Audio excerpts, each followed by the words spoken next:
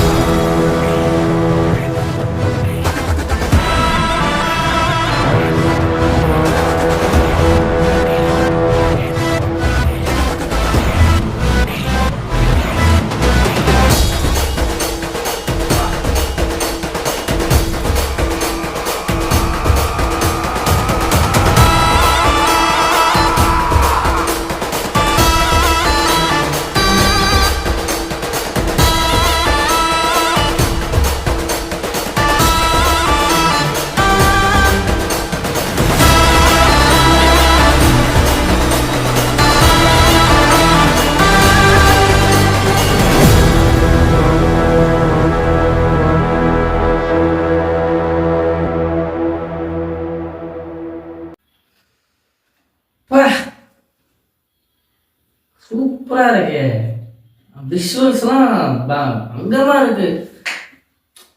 உலகம் எப்படி வந்ததுன்ற காட்டிட்டு இந்த ராமாயணம் ஒரு சீன் கொண்டு வந்தாங்க பாருங்க. நான் இப்பதான் ரீசெண்டா ராமாயணம் பார்த்துட்டு இருக்கேன், அதுவும் சன் டிவில வச்சு அதை போற வச்சு பார்த்துட்டு இருக்கேன்.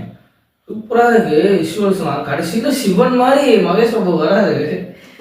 ஓப்பா, அது இந்த லாங் ஹேரு, இந்த திரிசூலம், இந்த காலை,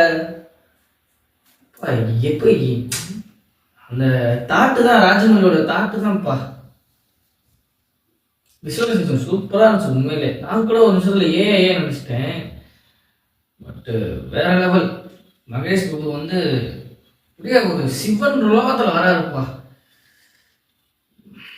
உண்மையிலே சொல்லணும்னா வார்த்தையில மியூசிக் வந்து கீரவாணி ஓகே குட், நல்லா போட்டிருக்காரு. மற்றபடி படத்துக்காண்டி கொஞ்சம் ஹைப் ஏற்றிக்க வேண்டியதான். நான் எந்த தெலுங்கு படத்துக்கும் ஐ மீன் படத்துக்கும் நான் ஹைப் ஏறினதில்லை. ஃபர்ஸ்ட் டைம் இந்த படத்துக்கு கொஞ்சம் ஹைப் ஆகுது. ஏன்னா எனக்கு எனக்கு மகேஷ் பாபு பிடிக்கும்.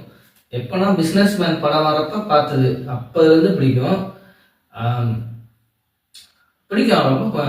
அதாவது தெலுங்கு சூப்பர் ஸ்டார்னு அப்போ அவர் ரொம்ப பவர் பேக்டாக இருந்தார்.